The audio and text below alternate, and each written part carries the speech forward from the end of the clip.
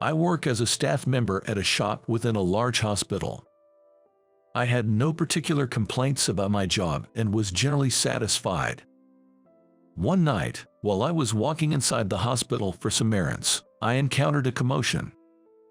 It seemed a hospitalized child had started suffering. I saw a new female doctor struggling with a difficult intubation.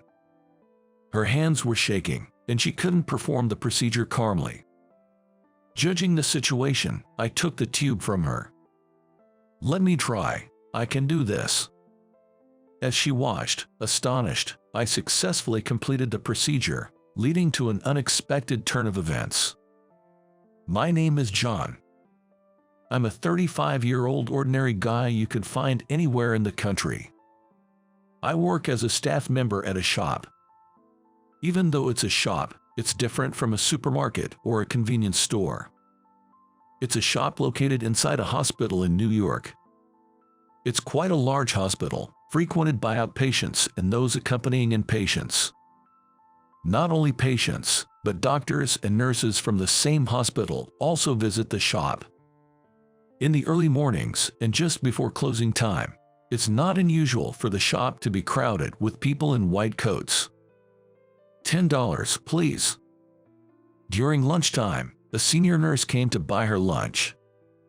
She picked up a sandwich, a bottle of tea, and a small pastry. She seems to have a sweet tooth, a bit of a struggle for someone in the medical profession. After giving in to her cravings, she ended up buying these. "Here is your change." After ringing her up, I bagged her items and handed her the change. She took it, opened her clasp wallet, and clinked the coins in. She put the receipt in the bag with her purchases. "Thank you." She whispered her thanks and walked away from the register. As I watched her back, I also responded, "Thank you." Although it might sound like a scripted line, almost robotic, I truly mean it from the bottom of my heart. "Can I have this, please?" "Sure, just a moment." Next at the register was a little boy. Given that he was wearing hospital clothes, he's likely an inpatient. He looked to be about 5 years old, holding a robot and a monster toy in his small hands. Standing behind him was a petite woman. She's probably the boy's mother. The total is $10 for both items. "Here you go." She placed a $10 bill on the tray. We sell food and toys catering to various needs at our shop within the hospital. Hospitals aren't exactly fun places, and for children, they can be downright scary. We try to offer a selection of compassionate items to help them get through tough times a little easier. $10, exactly. Here's your receipt. I handed the receipt to her and the toys to him. "Thank you so much." He thanked me with a bright smile and a lively voice.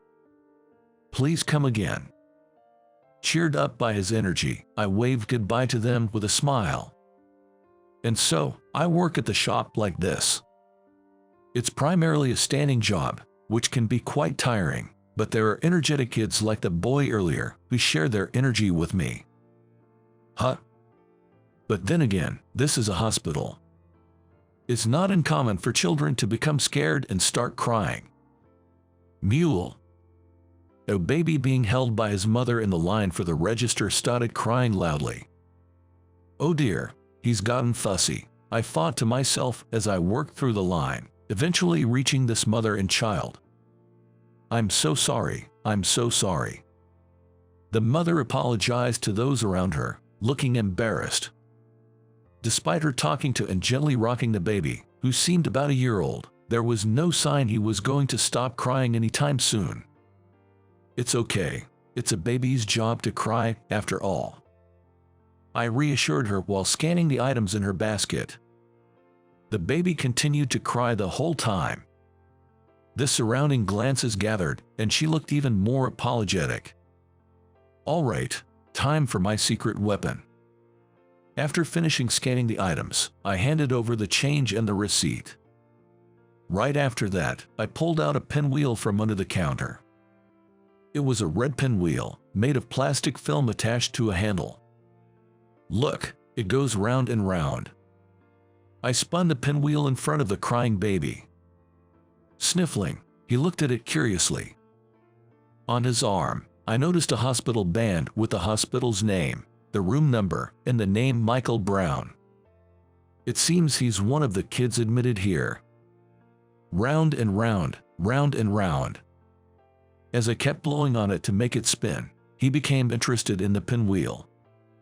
His face lit up with a smile, a stark contrast to his earlier crying, and he reached out his hands towards it, giggling. "This one's on the house. Here you go." "Thank you so much, I'm so sorry." After I gave the pinwheel as a gift, she expressed her gratitude with a shrinking demeanor. It's rare these days to meet someone so humble. I sent off them with a smile, impressed. Phew, glad that didn't escalate. The line at the register ended with that family. Another staff member is taking care of restocking. It looks like I can take a breather for now. Just then, a woman rushed up to me. I thought she wanted to pay, but she didn't seem to be holding any items. That was amazing. He stopped crying so quickly. She's a doctor from this hospital. Wearing a blue scrub topped with a white coat, she had a red name tag hanging around her neck. I remember, she's the new doctor who recently joined. I'm a doctor, but kids get scared of me. They start crying, saying, "Mule, scary face." She laughed, scratching her cheek. Despite her lovely smile, there's nothing particularly frightening about her.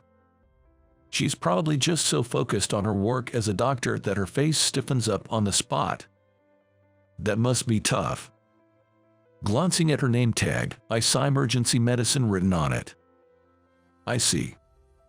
Working in emergency medicine means dealing with a wide range of ages, from adults to children. She might also struggle with issues like she mentioned. I'm not exactly a favorite among children either. Without little tricks like them, I'd be at a loss. Saying this, I pulled out a plastic bag from under the counter to show her. Inside, there are several pinwheels, paper-made toys, and candies. All of these are intended for situations like the one earlier. That's not true at all. But she shook her head, denying my words. You're always loved by everyone, kids and elders alike, as a cashier in the store. Her eyes sparkled as she looked straight at me. The intensity was overwhelming, and I couldn't help but feel taken aback. Really, you think so? Yes, absolutely. The nurses say they find your service comforting. I'm envious of that skill, she said with a slight laugh. Then, with a graceful motion, she picked up a ham sandwich and a can of coffee near the register and placed them on the counter.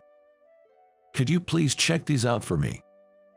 Feeling awkward about being praised for my customer service, which I hadn't given much thought to, I went ahead and processed her purchase as usual. I made a point of sticking to my routine while handling her transaction. It felt like I was being audited. Feeling oddly tense, I bagged her items and handed them over. She smiled again, expressing her gratitude. Thank you very much. As she was about to leave the register, flipping her lab coat, she stopped and turned back to me. Oh, right. My name is Olivia Smith. Let's have a chat again sometimes. Sure, I'm John. After exchanging names, she waved contentedly and left the shop. Well, that's an interesting connection. I've already got someone special in my heart. I just hope this interaction with the beautiful doctor doesn't lead to any strange rumors. With that thought, I resumed my work, as if to dismiss such arrogant notions. Since that day, Dr. Smith has made a point of greeting me every time she visits the shop. It's not unwelcome, and having a bit of non-work-related chat is a nice break. This had been the case for some time, but she engages with other customers in line, either initiating conversations or responding to them. No dessert today. That's right. It would be too much to have it every day. This was the veteran nurse, who seems to have finally overcome her cravings. Dr. Smith gets along well with her too. Her communication skills are impressively high, making her fit into the workplace so well that it's hard to believe she's a newcomer. Thank you for always keeping it clean. Much appreciated. Not at all, doctor. You too. Hello. No classes at the university today. Hello. I have a late lecture today. She greets everyone with a smile, from the janitors cleaning the hallways to the university students working part-time in the shop. Hey, cut on the job. Don't get too carried away. One night, just as it was about to become a new day, I had some errands in the pediatric ward. As I walked down the hallway towards my destination, I noticed an unusual noise for the late hour. What's going on? Prioritizing the commotion over my own errands, I headed towards the source of the voices. Approaching, I realized the noises were coming from a particular room. This situation didn't seem normal. Michael. When I got about 10 meters away from the room where the commotion was happening, I saw a woman sprinting around the corner of the hallway at full speed. Wait, haven't I seen her somewhere? Michael, hang in there. The next thing I heard was Dr. Smith's voice.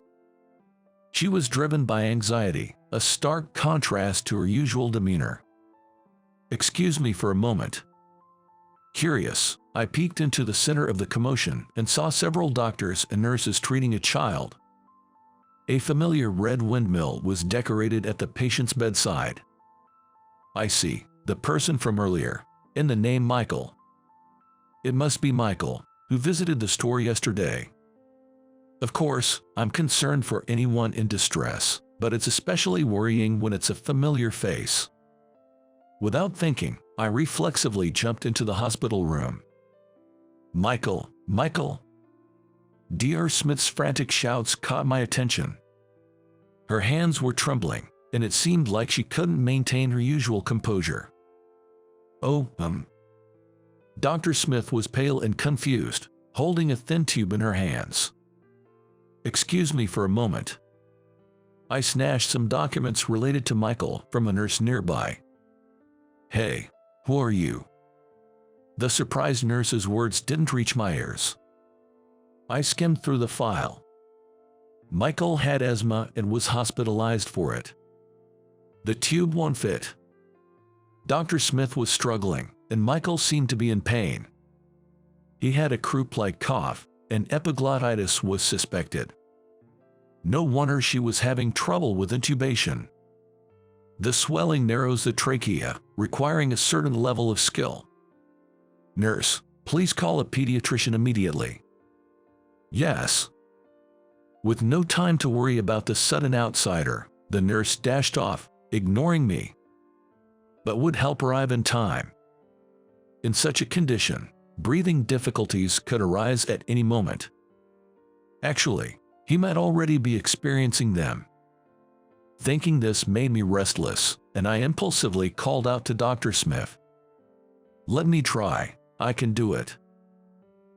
Why are you here? She seemed not to have noticed my entrance, focused as she was on the situation at hand.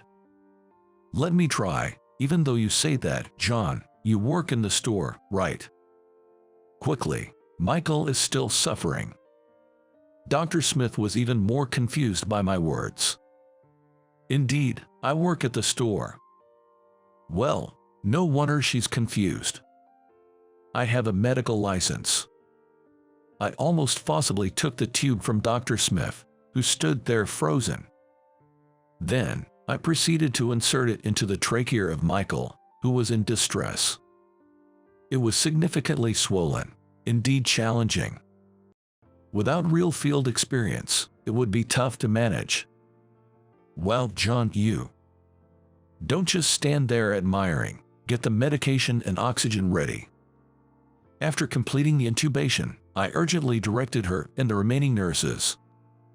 I could feel their questioning glances, wondering who I was.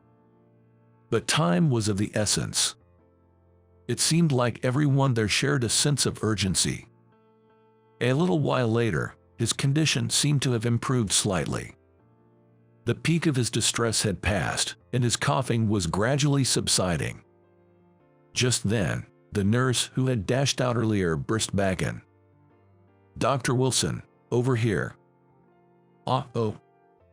The pediatrician, Dr. Wilson, who entered the room with her, widened his eyes when he saw me. It also seemed like he gave a slight smile at the same time. "I'll take over from here." He stood by Michael's side and quickly assessed the situation. Then he continued speaking to me. "Thank you, John." His treatment continued. As an experienced doctor, his skills were evident. Each action was quick yet precise, and his instructions to the nurses were clear. "Let's leave the rest to him." "Yes." Encouraging us to Dr. Smith, we both left the room. I leaned against the wall in the hallway, waiting for her to calm down. Though I intended to wait, she spoke sooner than I expected. "Really, how pathetic I am." Tears welled up in her eyes, and her voice trembled. "Intubation in that state is difficult. It's understandable for a novice doctor with little experience not to manage it. It's about gaining experience from situations like this and improving. No matter how much you study and train to become a doctor, the actual field can differ significantly from the ideal. I too have felt this starkly in the past. John, but I couldn't do anything for him as he suffered. That's what frustrates me." The tears that had been welling up fell. Every doctor has their specialty. Even Dr. Wilson, an expert in pediatrics, would probably find neurosurgery challenging, and I doubt he can perform heart transplants. So don't beat yourself up. It's about finding your strengths going forward. I intended to comfort her with these words, but she was still crying. That might be true, but it's still frustrating. I can't always make children smile, nor can I save the suffering ones. Maybe I really can't do anything after all. I regretted my words a bit. In situations like this, what's needed isn't advice. It's words that affirm the person who is feeling down. That's not true, Dr. Smith. I deliberately addressed her with the title doctor to protect her dignity as a doctor, because I thought she might otherwise become self-critical. Your instructions were precise. Sending someone to call Dr. Wilson was the right decision. It's fair to say that your judgment saved Michael. After I spoke those words, she wiped her tears with a handkerchief and whispered a quiet thank you. At the same time, she nodded repeatedly, as if savoring my words. Then she asked me a question. John, you were actually a doctor, right? A life-saving one at that, to perform such a difficult procedure flawlessly. Having somewhat recovered, she now seemed interested in my story. With such impressive skills, why do you choose to hide them and work in the store? As I spoke, her face, without me realizing, had brightened up as usual. If I had to point out anything different, it would be that her eyes were bloodshot. I hesitated about whether to share my circumstances. I hadn't done anything wrong, nor did I have anything to hide. I was just afraid that talking about it might reopen my own wounds. But brooding over it forever wouldn't start anything new. Come with me. Deciding to open up, I asked her to follow me. Turning around, I started walking down the hallway. Her footsteps echoed as she followed behind me. Weaving through the hospital, I led us to a certain room. The room's lights were off as we entered. This is a private room for a bedridden patient, right? Yes. As she said, a single girl slept by the window at the far end of the room. Only the light by the bedside was on, and 2 folding chairs were set up. You must be tired. This is going to be a long story. After prompting her to sit, she did so with a puzzled look. Then, I turned to the sleeping girl and gently touched her face. Placing my palm on her cheek, I stroked under her eye with my thumb. As expected, she showed no response. Amelia Taylor. Seeing the name on the wristband, she seemed to grasp what I was about to say. Could this child be yours, John? Yes, Amelia, 3 years old. My daughter. She's been in a coma since birth due to an accident during delivery. She's never opened her eyes. Not even once. As I revealed the truth, she covered her mouth, a look of shock crossing her face. When Amelia was born, my wife, Emma, lost her life. She had a placental abruption, and an emergency surgery was required. The response was quick, but the uterus didn't contract, and she bled out. Amelia was deprived of oxygen, leaving her brain damaged and in a coma from the moment she was born. While Emma was fighting for her life, I was swamped with an entirely different task. I only learned about the severity of my wife's childbirth after everything had ended. At that time, I was a busy emergency medicine physician. That day, too, I was performing emergency surgery on a patient from a traffic accident. Phew, that was close.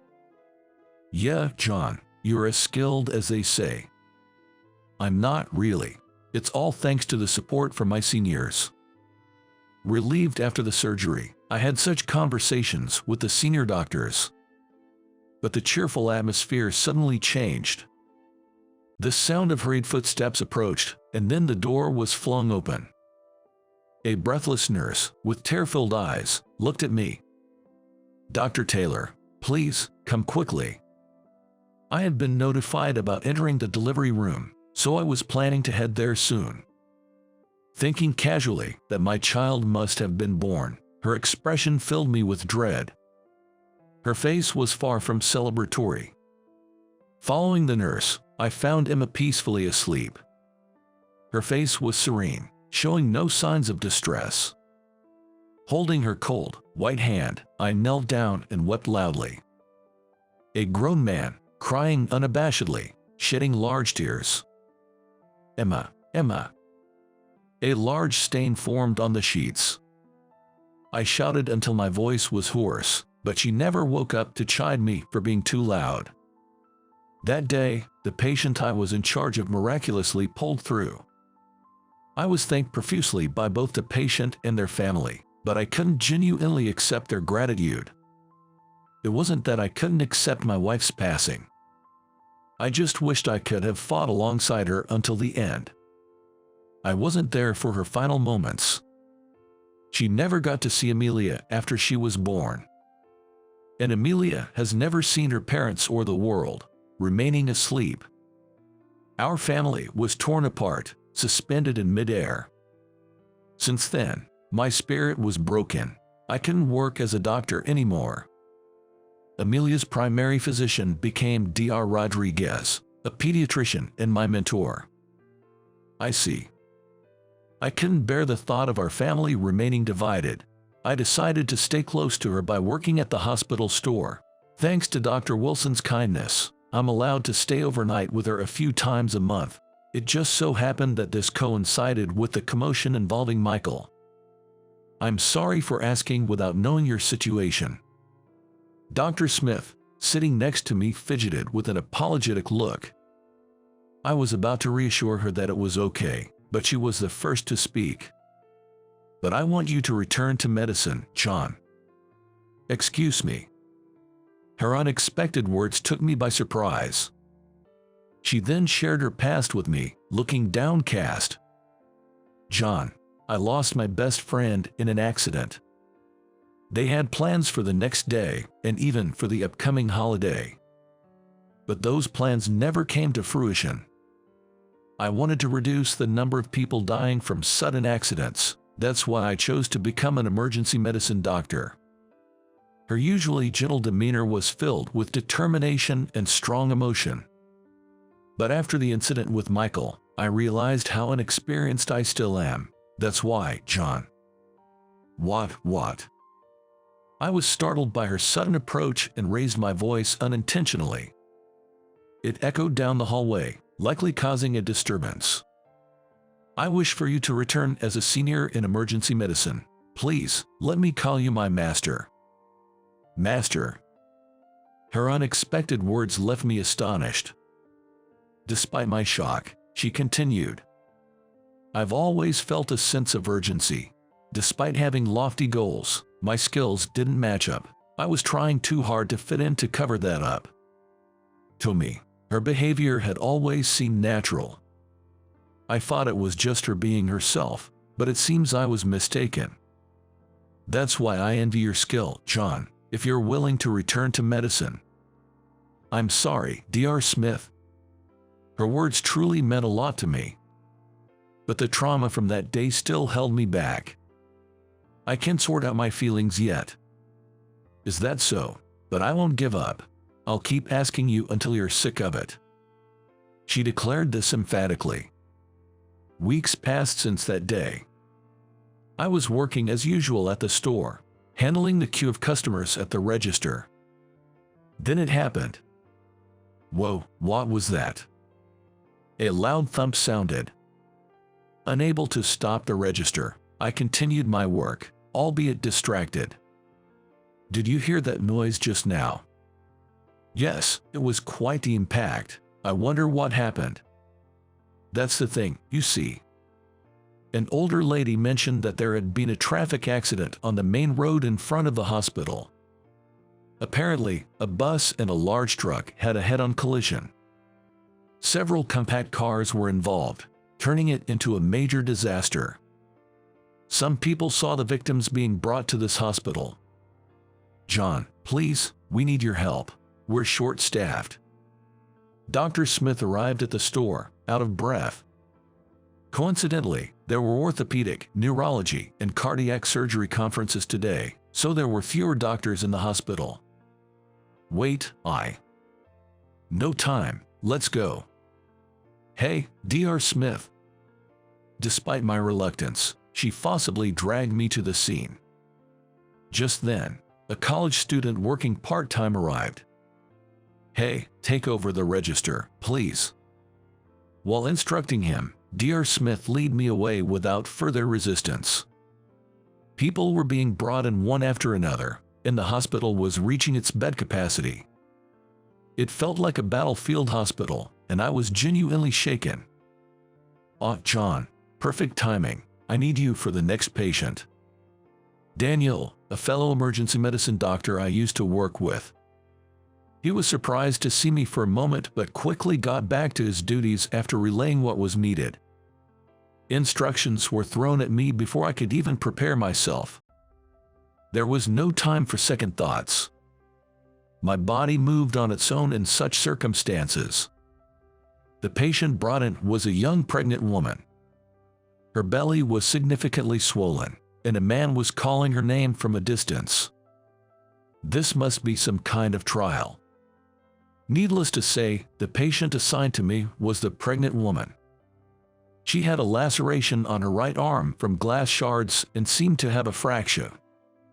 Worst of all, there were signs of a severe blow to her abdomen. Immediate treatment and a C-section were needed to save both the mother and the child. Damn, why am I remembering this now? Emma's face flashed through my mind. Bound by that vision, I involuntarily stopped my emergency treatment. John. Dr. Smith, who had come to assist, snapped me out of it. Shaking off the distracting thoughts, I focused on treating the patient. I regained my composure and gave instructions to the nurses. We need to treat the arm and perform a C-section simultaneously. Get the obstetrician here. Yes. Cries, groans, and shouts filled the air in the waiting area. Amidst all that, I found myself in an oddly quiet operating room, beginning to suture the pregnant woman's arm wound. It was a surgery where every second counted, a moment of intense urgency.